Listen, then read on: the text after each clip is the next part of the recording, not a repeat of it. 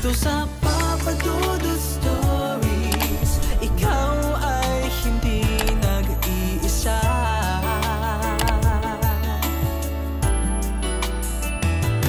Dito sa Papa Dudut Stories, may nagmamahal sa'yo. Papa Dudut Stories.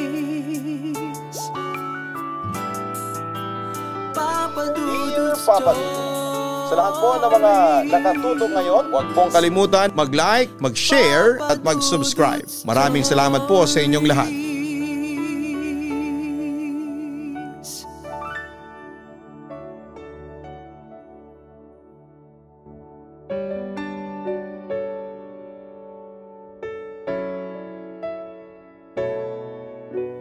Dear Papa Dudut, isang magandang gabi sa inyong lahat. Tawagin niyo na lamang po ako sa pangalang Misty.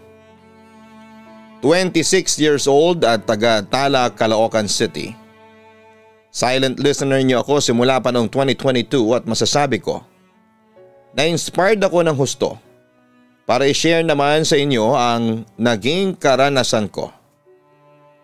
Pero bago ako magsimula ay aaminin ko na sa inyo na kwentong katatakutan ang isi-share ko. Totoo itong nangyari sa akin na sana'y huwag ninyo akong i-bash. Sakali mang hindi kayo naniniwala. Naintindihan ko naman na iba-iba tayo ng paniniwala at karamihan sa inyo ay hindi pa nakaka-experience ng kababalaghan sa buong buhay ninyo. Papa Dudut, bata pa ako noong mangyari ito. Way back 2005, noong namatay si Ate Liza sa sakit na bronchopneumonia. 4 na taon ang tanda niya sa akin at noong time na yon ay 6 years old pa lamang ako. Hindi ko po makakalimutan nang marinig ko kina mama at papa na tinaningan na daw ng doktor ang buhay ni Ate Liza ng 1 linggo. Nagmakaawa daw si mama sa lahat ng kamag-anakan ni papa. Para daw makabili sila ng gamot since walang matibay na trabaho si papa ng mga panahong yon. Pero wala raw nagpahiram sa kanila, maski isa sa mga ito. Dumating na ang 1 linggo at tuluyang binawian na ng buhay ang ate ko. At dahil kapo sa pera ay nakita kong binalot na lamang nila sa kumot at nilagay lamang sa lamesa si ate. Nagsimula na raw magsipagdatingan ng mga kamag-anakan ni papa at nag-abot pa ng pang-abuloy sa kanila. Pero sa sobrang sama ng loob daw ni mama, hinagis niya daw lahat ng pera sa mga mukha nito. Kung kailan patay na raw si ate at saka daw sila naglabas ng pera. Hanggang sa 2nd araw daw ng burol ni Ate Liza na naginip daw siyang kinakalabit daw siya ni ate. At nakaupo daw sa gilid niya, nakatulog daw pala siya. Kaso Papa Dudut, may kasabihan ng mga Katoliko na masamang tulugan ang patay ng walang bantay. Pinaalala yon ni Papa kay Mama pero naiyak lamang daw si Mama at sa halip ay binulungan si ate na iganti mo ko anak. Maghihiganti ka sa kanila sa lahat ng sama ng loob ni mama mo. Ubusin mo ang lahi ng papa mo. Yan ang exact na sinabi ni mama sa bangkay ni Ate Liza. Dumating naman ang 3rd araw ni ate. Palaging nandoon ang mga kapatid, pinsan, tito, tita, pamangkin ni papa at ang mga tita ko daw ay nag-uuwi ng mga pagkain galing sa lamay. Which is may kasabihang masamang mag-uwi ng pagkain na galing sa patay. May mga pansamantalang nakikitulog sa bahay namin dahil malayo ang kanilang pinanggalingan. Pumayag naman si Papa doon at inaccommodate niyang lahat ang mga kamag-anak niya.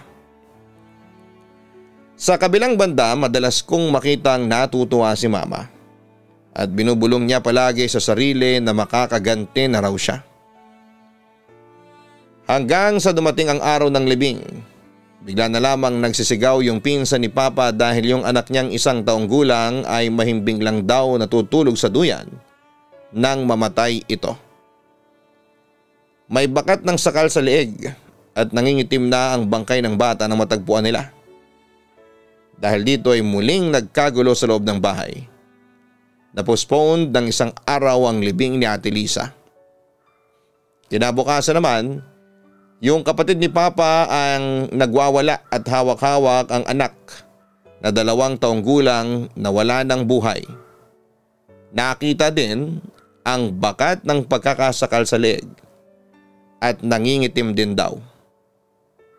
At hindi pa natatapos ang araw na yon, yung buntis na tita ni Papa ay nakunan sa hindi malamang kadahilanan. Dahil grabe daw mag-ingat ito kaya paanong makukunan pa. Hindi na nga umabot pa ng 4 na araw dahil nang makasalubong daw ni Mama, dumalaw ang isang albularyo para makiramay ay sinita na daw siya nito. Ikaw yung nanay ng batang nagsasayaw sa tuwa sa ibabaw ng puntod niya. Narinig at nagtaka naman si Papa sa sinabi ng albularyo kay Mama. Nagpatuloy naman ang albularyo sa pagsita kay Mama.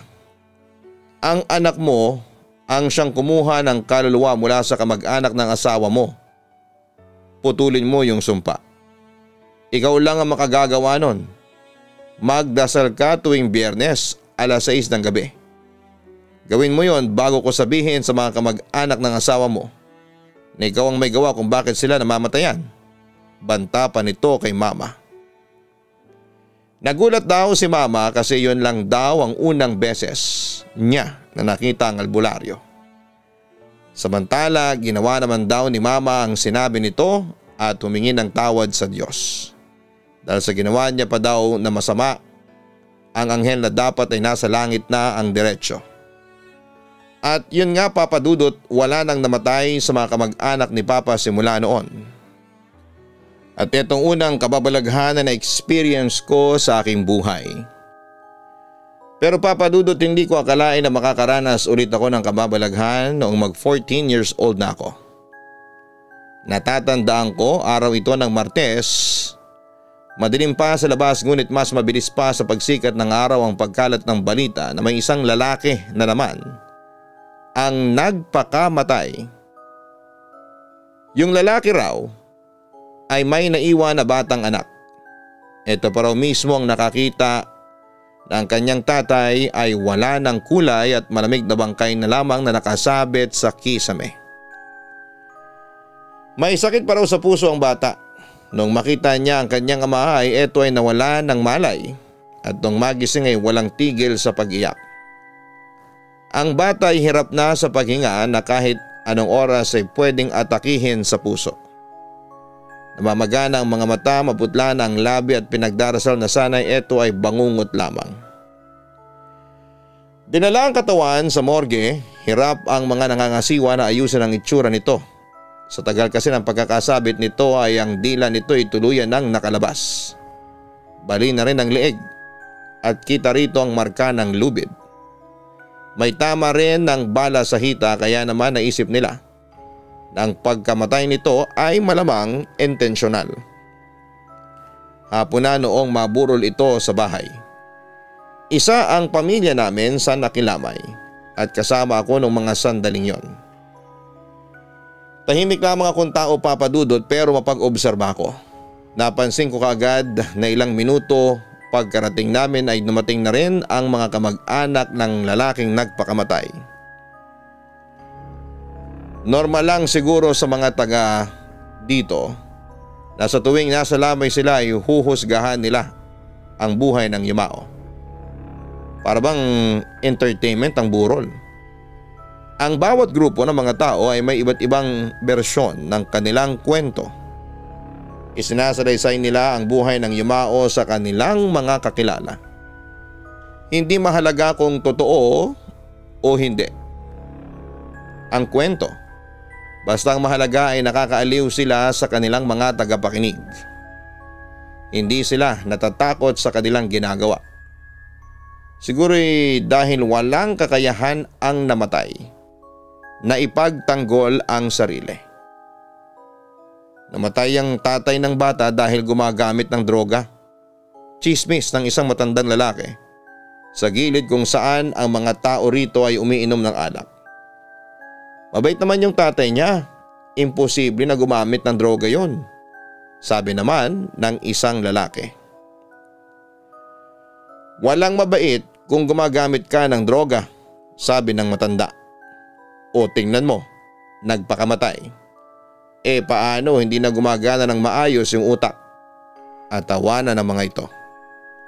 Dagdag pa nito, pag nagpakamatay ka, isa kang mahinang tao. Huwag kang harapin ang mga problema mo. Sa oras na ito ay hindi na ako nakapagtimpi pa kaya lumapit ako rito at nagsalita. Kuya, hindi duwag ang mga nagpapakamatay. Mas matapang pa nga siguro sila sa inyo, sabi ko sa kanya. Nagtawanan naman ang mga kasama nito. They have the courage to pull the trigger or magpasakal sa lubid. Hindi siya takot sa kamatayan tulad ninyo. Dagdag ko pa. Hindi ito tumagon. Tinuloy ko ang aking pagsasalita.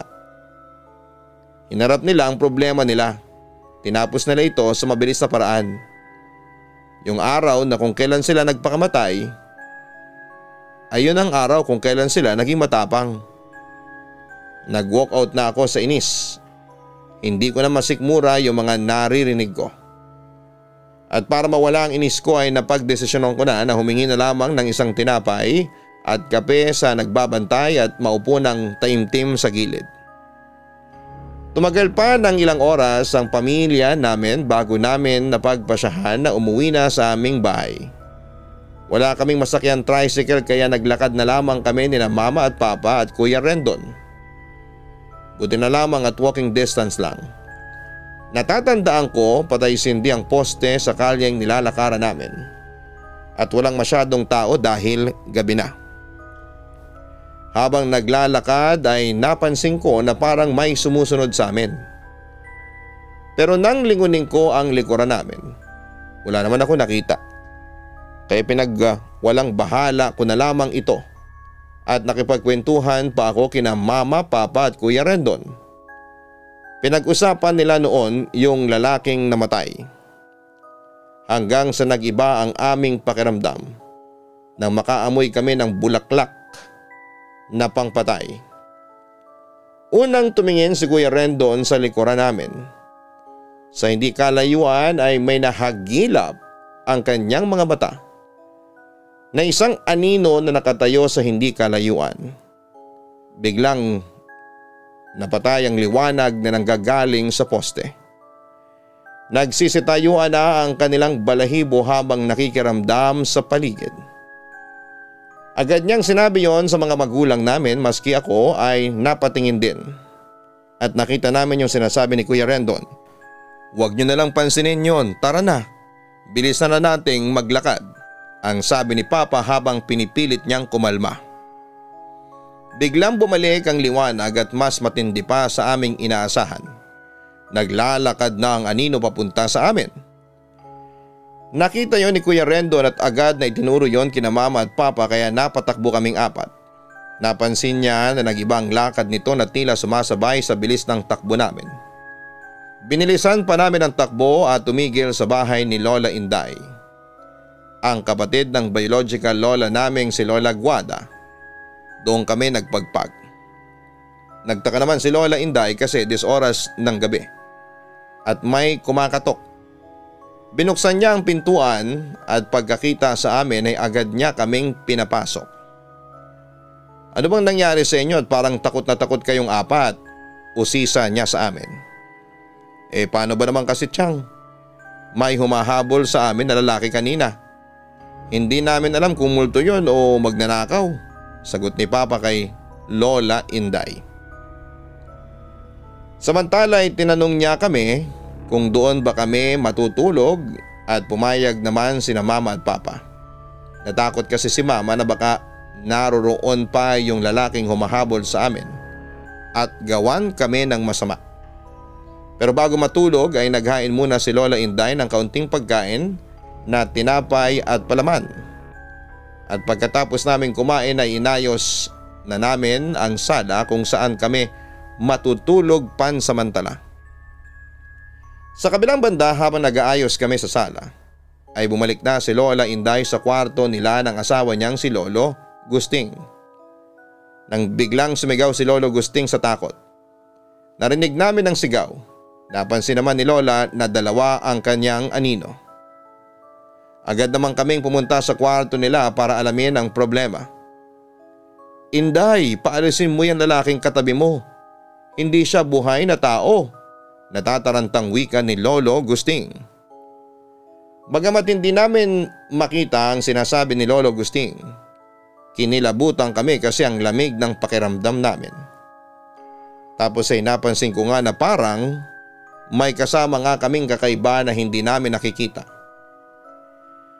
Mamayang kaunti ay nagpatay sindi ang mga ilaw na bukas. Nagpanik na nga kaming lahat. May multo! May multo! Sunod-sunod na sigaw ni Lolo Gusting na noon ay may sakit. Tinuturo niya yung lalaking nasa likod di umano ni Lola Inday. Ang ginawa naman ni Lola Inday ay pinagalitan niya ang lalaki para umalis. Hindi ka ba nahihiya? Bumisita ka dito hindi mo naman kami kamag-anak. Bumalik ka na nga sa inyo. Aniya. Sa paniniwala kasi namin, Papa Dudut, ay kailangan mo itong pagalitan at ipahiya ang multo para umalis. At pagkatapos noon ay isang malakas na hangin ang tila umalis sa paligid namin. Naging normal ulit ang mga ilaw at nawala na yung malamig na pakiramdam. Tinanong namin si Lolo Gusting kung nakikita pa niya yung lalaki. Pero wala na raw, sabi ng asawa ni Lola Inday. Pagkatapos noon ay payapa kaming nakatulog. Kinabukasan ay maayos na si Lolo Gusting at nakakausap na namin ng maayos. Tinanong ko siya kung ano ang itsura ng lalaki na nakita niya kagabi. Dinescribe niya. Kinilabutan ako kasi nagmamatch ang sinasabi niyang description sa lalaking namatay kung saan nakilamay kami. Sinabi ko yun kina mama at papa at maski sila ay hindi makapaniwala sa ikinuwento ko. Samantala lumipas ang mga taon ay muli akong nakaranas ng kababalaghan. Lumipat kami noon sa isang bahay malapit sa isang public cemetery. Wala kaming choice noon kasi yun na lamang ang available at afford ng pamilya namin. Umalis na kami sa dati naming tinitirhan dahil ang mga panahong yon ay nakatakda na itong i-demolish. Kaya tumira na rin kami sa bagong bahay kahit pa medyo nag-aalinlangan si mama dahil nga malapit ito sa sementeryo. At sa sementeryong ito nakalibing sina Ate Lisa at iba pa naming kamag-anak na namatay na. At kapag may namamatay na kamag-anak namin tulad ni Lolo Gusting, nakasanayan naming sumunod na lamang sa mga makikipaglibing kapag dumaan na ang mga ito sa street namin. Pero nagkaroon kami ng nakakakilabot na karanasan. Matapos naming makipaglibing sa isa naming kamag-anak. Itago na lang natin siya sa pangalang Tito Jomar. Pinsan siya ni Mama at isa siyang tricycle driver sa isang hindi inaasahang pangyayari. Ay nasangkot siya sa isang aksidente kung saan ay nabangga ng 10-wheeler truck ang kanyang minamanehong tricycle. Dead on the spot siya at halos hindi na makilala. Habang nakaburol siya ay nakilamay si Mama at Lola Guada. Hindi na nila kami sinama dahil ayon sa mga naunang nakilamay ay kalunos-lunos daw ang sinapit nito. Lumuwa ang mata at nabasag ang bungo kaya naman puno ng tahi ang muka at katawan nito nang siya ay iburol. Matapos naman ng ilang araw ay inabisuhan sila Mama na ililibing daw ito sa sementeryo na malapit sa amin. Kaya sa araw ng libing ay nag-abang na lang kami sa labas ng gate namin. Halos lahat kami ay bagong ligo pa noon. Kaya pagdaan ng karo ng patay ay humalo na kami sa mga nakikipaglibing. Natapos ng maayos ang libing, yun nga lang ay biglang umulan ng malakas. Pagkatapos noon ay umuwi na kami nila Mama, so ako naman, pagdating sa bahay ay nagtanong ako kay Mama if magpapalit pa ba kami ng damit dahil halos Kasusuot pa lang ng damit namin bago makipaglibing. Kaya sabi ni mama ay wag na daw dahil kakaligo lang at hindi naman daw kami gaanong lumapit. Akala naming lahat ay okay lang yon pero hindi pala.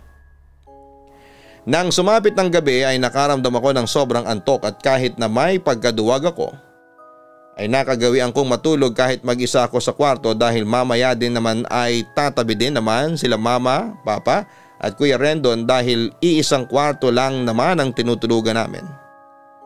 Agad lumalim ang tulog ko hanggang sa managinip na ako. Nagsimula ito na nasa isang halamanan daw ako naglalakad sa kawalan. Wala akong takot na nararamdaman dahil ang gaan ng feeling. Parang wala akong iniintindi noong una pero habang tumatagal ako sa lugar na yon ay nakakaramdam na ako ng lungkot at matinding depresyon dahil parang may gusto akong gawin at tapusin pero hindi ko magawa kasi parang may pumipigil sa akin.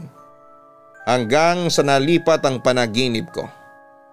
Nasa isa na naman daw akong maluwag na kwarto na kumikinang sa puti. Nakatayo lang daw ako noon at takot na takot ako. Sinubukan kong tumakbo sa parang pedestrian line dahil bothered ako sa full white na paligid. Pero kahit na anong takbo ko ay palayo pa rin ang palayo ang mga lines na yon hanggang sa may nagbagsakang pera as in literal na galing sa itaas. Siyempre Papa Dudut, natuwa ako dahil maibibigay ko yon kay mama. Inipon ko daw yon sa damit ko habang sinasabi ko na mama ang daming pera, magiging masarap ang pagkain natin ng ilang araw. Pero habang sinasabi ko daw yon ay nakakaramdam ako ng pangingilabot na umakyat papunta sa ulo ko. Sa hindi kalayuan kasi ay nakita ko si Tito Jomar sa nakakarimarim niyang anyo. Duguan, basag ang muka at halos hindi na makilala ang itsura niya pero nararamdaman kong tiyuhin ko yon. Mamayang sandali pa ay may lumitaw pang mga nilalang na nakakatakot ang itsura. Nagpatuloy ito hanggang sa mabitawan ko ang perang hawak ko sa panaginip at naramdaman kong ginising ako ni mama. Pero kahit anong yugyog at palo ang nararamdaman ko ay hindi ko na maimulat ang mga mata ko. Pero maya-maya naman ay nagising ako na may hawak na rosaryo at patuloy akong ginigising ng mama ko. Nang tuluyan na ako magising ay kinausap ako ng mama ko kung ano ang nangyari. Utal-utal ako at hindi ako makapaniwala kay mama. Iyak lang ako ng iyak noon at nangangatog sa takot. Kaya sinabi ni mama na magdasal daw kami ng ama namin. Nakatingin lang ako kay mama habang nagdarasal pero napapatigil ako at napapatitig kay mama dahil hindi ko matandaan ang dasal ng ama namin. Kabisado ko naman ito dahil araw-araw naman akong nagdarasal maliban sa araw na yon dahil antok na ako. Nang matapos namin ni mama ang dasal ay lalong tumindi ang kilabot na nararamdaman ko. To the point na pati si mama ay nararamdaman na rin ito na may kasama kami sa bahay na hindi namin nakikita. Inilabas ako ni mama sa kwarto at pinaupo sa sala. May anong tumatawag sa atensyon ko para tingnan ang kusina namin noon na walang ilaw at walang salamin ng bintana. Wala namang ako nakikitang kahit na ano. Pero alam nyo yung feeling na parang may nakatingin sa inyo. Ganon yung feeling. Si mama naman ay tinawag si Lola Guada habang sumisigaw ng, "Nay, huwag ka munang matulog. Parang may kasama kami dito ni Misty na hindi namin nakikita. Kung kailan gabi ay saka nang bubulabog." Agad namang dumating si Lola Guada at sinamahan kami. Inutusan niya si mama na maglagay ng ilaw sa kusina sa oras din na yon dahil nararamdaman din niya ang kilabot sa loob ng bahay. Nang makita ni nanay na hindi kami nagpalit ng damit ay pinagsabihan niya si mama. "Kaya pala kayo binubulabog hindi kayo nagsipagpalit. Hindi na nga kayo nagpagpag, hindi pa kayo nagsipagpalit. Kaya nasundan tuloy kayo ng kaluluwa. Hala sige, magsipagpalit kayong lahat ng damit." At yun nga ang ginawa ni mama. Pinagpalit niya kami ng damit, lahat na kulay pula. at nagsaboy din kami ng asin sa loob ng bahay. Sinutan din ako ni nanay ng rosaryo. Tinabihan niya akong matulog. Ang sabi niya ay magdasal ako at huwag kong papansinin kung may maririnig o mararamdaman ako. Dahil baka hindi pa daw umaalis yung kaluluwa. Marahil ay hindi pa tanggap ni Tito Jomar ang nangyari dahil biglaan ang kalunos-lunos na pagkamatay nito. Matapos naman ang gabing yon ay hindi na yon naulit at nagsilbing lesson na rin yon sa amin. At yun na nga, Papa Dudut. Ilan lamang po ito sa mga naranasan kong kababalaghan sa buhay. Inaamin kong hindi naman siya masyadong nakakatakot kumpara sa ibang mga letter senders mo, lalo na yung mga napakinggan ko sa inyo dati na ang title ay kung hindi ako nagkakamali ay Secret Society. Hindi man masyadong brutal ang karanasan ko, pero takot na takot ako noong naranasan ko ang mga ito. Kaya sa mga ka-online na nakikinig ay wag na wag ninyong kakalimutang magpagpag. Kapag galing kayo sa lamay o sa pakikipaglibing, maniwala at sumunod din kayo sa mga pamahiin tuwing nakikilamay at syempre wag kakalimutang magdasal sa ating Panginoon. Muli maraming salamat at magandang gabi po sa inyong lahat. Lubos na gumagalang, Misty. Bago tayo magpatuloy, huwag kalimutan na mag-like, mag-share at mag-subscribe. Mag-subscribe din po kayo sa Kaistorya Horror YouTube channel at ganoon din po sa aming personal vlogs, yung aming pong Gianna Vlogs. Ang link po niyan ay makikita sa channel na ito. Maraming salamat kay Misty sa pagbabahagi mo ng iyong kwento sa aming programa. Kilala ang mga Pilipino sa pagiging mapamahiin na naisasalin sa bawat henerasyon tungkol sa mga nakaugaliang gawin nang sa ganoon ay hindi mapahamak ang mga taong nabubuhay pa.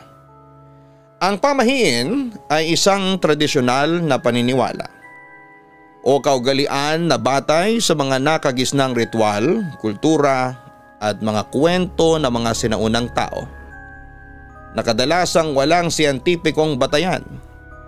Karaniwang inuugnay ito sa mga pangyayari o aksyon na pinaniniwala ang maaaring magdala ng swerte, malas o iba pang mga kahihinatnan sa hinaharap.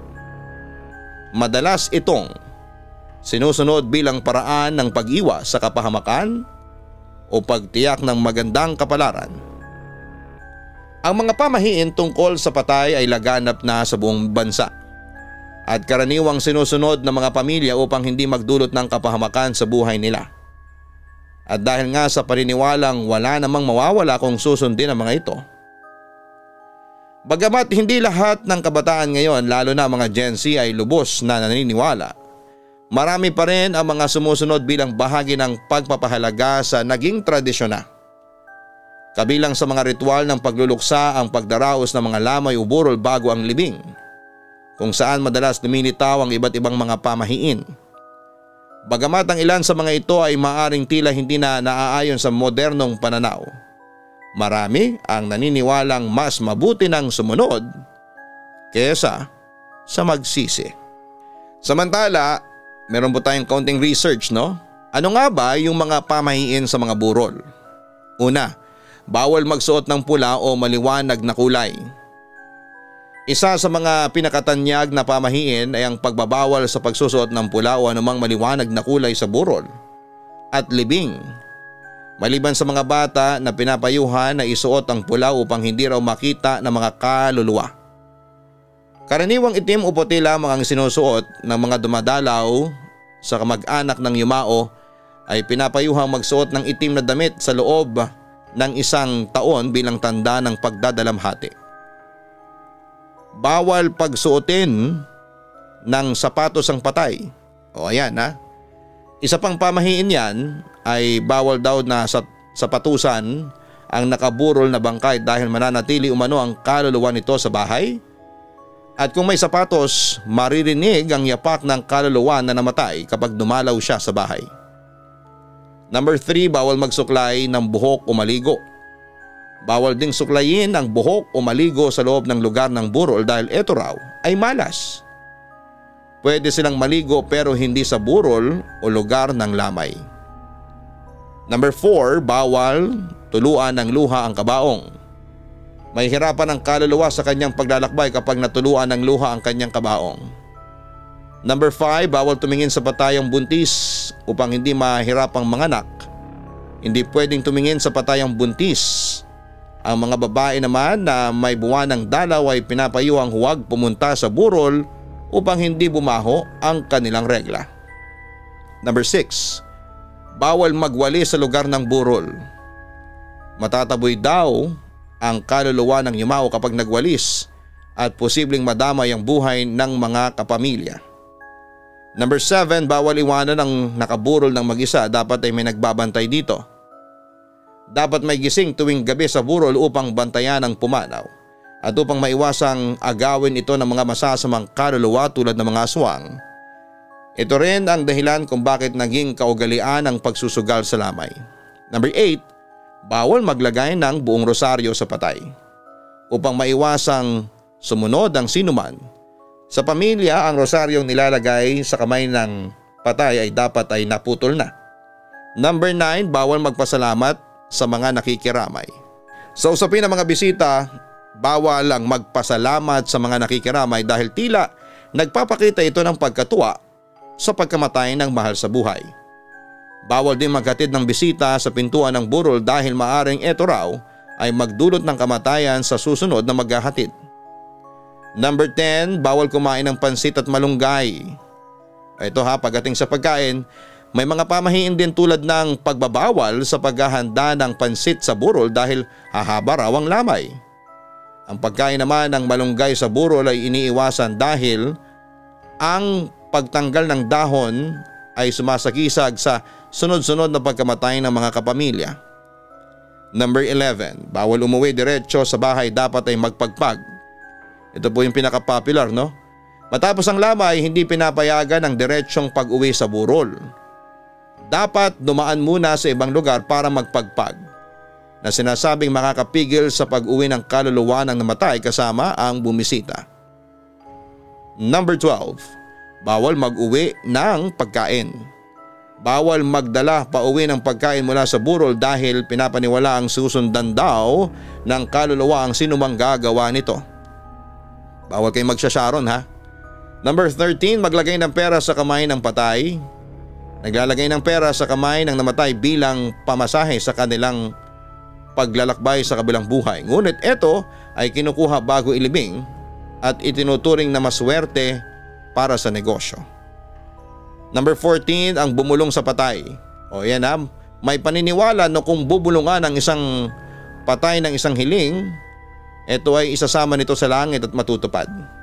Number 15, paghuhugas ng kamay ng mga kaanak. Pinapayuhan din ng mga kapamilya ng pumanaw na maghugas ng kamay gamit ang malamig na tubig at dahon ng bayabas pagkagaling sa burol bilang pag-aalis ng malas. Narito naman ang ilan sa mga pamahiin patungkol sa paglilibing o paghahatid sa huling hantungan ng isang patay. Bawal mabangga ang kabaong habang inilalabas. Kapag nabangga ang kabaong habang inilalabas, ito ay pinapaniwala ang may susunod na mamamatay sa pamilya. Bawal lumingon sa pinanggalingan ng punerarya o bahay. Ipinagbabawal ang paglingon sa pinanggalingang punerarya o bahay kapag nagsimula ng prosesyon upang maiwasan ang malas. Dapat ding isama sa paglibing ang lahat ng bulaklak mula sa burol upang maiwasang masundan ng pagkamatay. Pagtawid ng mga bata sa ibabaw ng kabaong.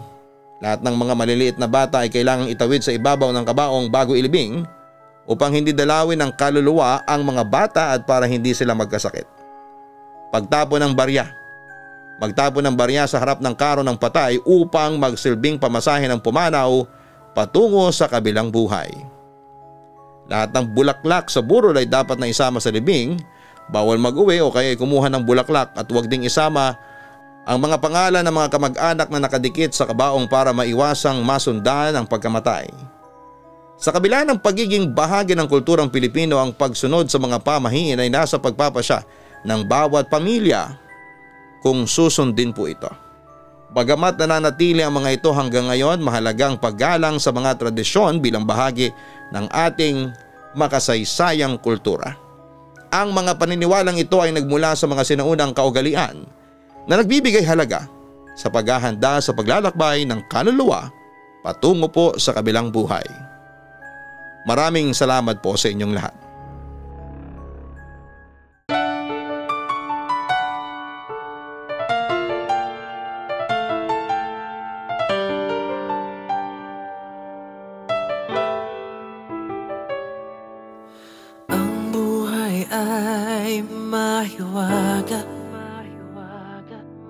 Laging may lungkot at saya sa Papa Dudut Stories. Laging may karamay ka.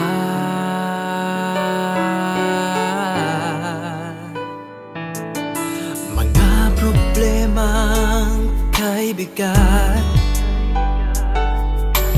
dito ay pakikinggan ka. Sa Papa Dudut Stories, kami ay iyong kasama. Dito sa Papa Dudut Stories, ikaw ay hindi nag-iisa.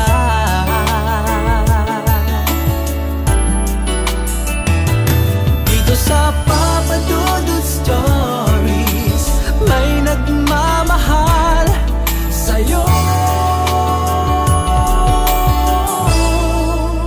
Papa Dudut Stories, Papa Dudut Stories,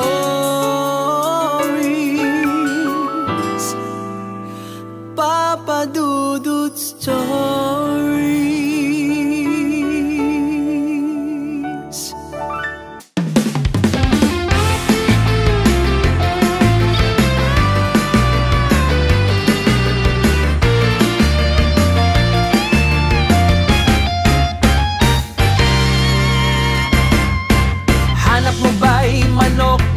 Masarap,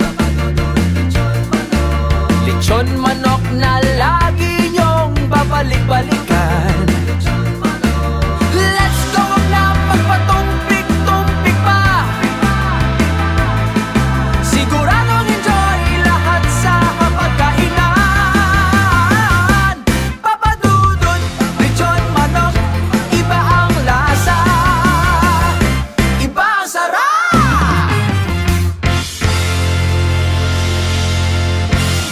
Hello mga ka-online, ako po ang inyong si Papa Dudut. Huwag kalimutan na mag-like, mag-share at mag-subscribe. Pindutin ang notification bell para mas maraming video ang mapanood ninyo. Maraming salamat po sa inyong walang sawang pagtitiwala.